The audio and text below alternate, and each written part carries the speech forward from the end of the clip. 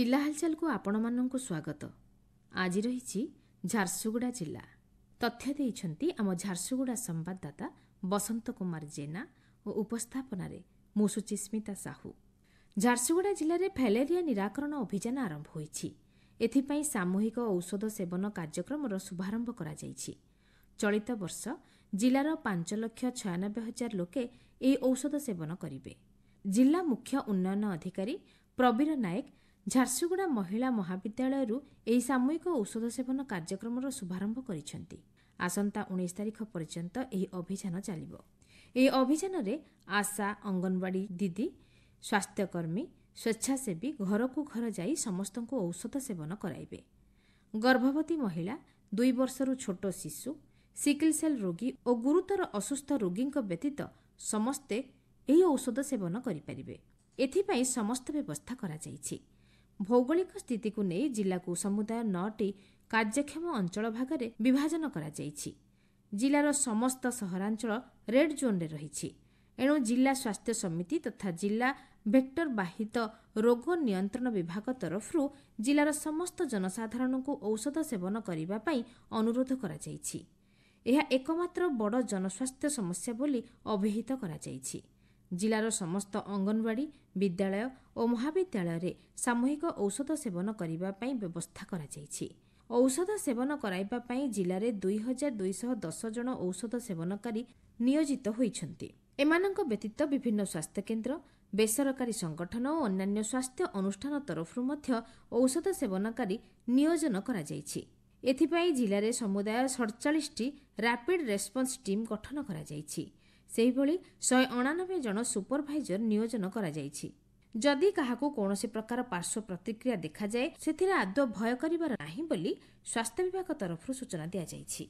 सेहिपरि एही औषध प्रदानकारी सम्मुख में खाइबाकू पड़िबो। ए संबंध में जिला कुर्मी जनित रोग निराकरण परामर्शदाता विराट राजा प्रधान कहिसेंति। सामूहिक औषध सेवन कार्यक्रम रे हमर आशाकर्मी, अंगनवाड़ी कर्मी, स्वास्थ्यकर्मी, स्वेच्छासेवी एमाने घर को घर जाई औषध खुआउछंती। विशेष करे हमर जिलापाल नेतृत्व रे एवं जिला मुख्य चिकित्सा और जनस्वास्थ्य अधिकारी निर्देश रे आमे जिल्ला रे कार्यक्रम को अधिकरू अधिक व्यापक करिछु। हमर जो सहरांचल अछि, हमर झारसुगुड़ा सहरांचल हैला, ब्रजराजनगर सहरांचल हैला एवं बेलपाहाड़ सहरांचल, ए तीनटी सहरांचल रे आमे स्वतंत्र टीम गठन करा जाईछि।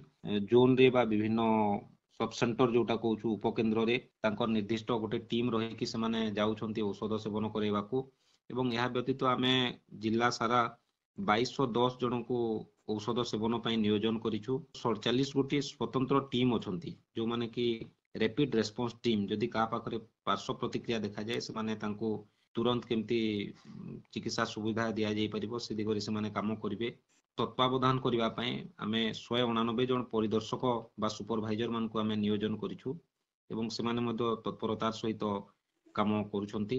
आमे जो औषध देउछु डीसी टैबलेट हला, अल्बेंडाजोल टैबलेट एवं आइवरमेक्टिन, याकू निश्चित भाव में समस्त सेवन करंतु एवं आम झारसुगुड़ा जिला को फाइलेरिया मुक्त करिबारे हमकु मध्य सहयोग करंतु।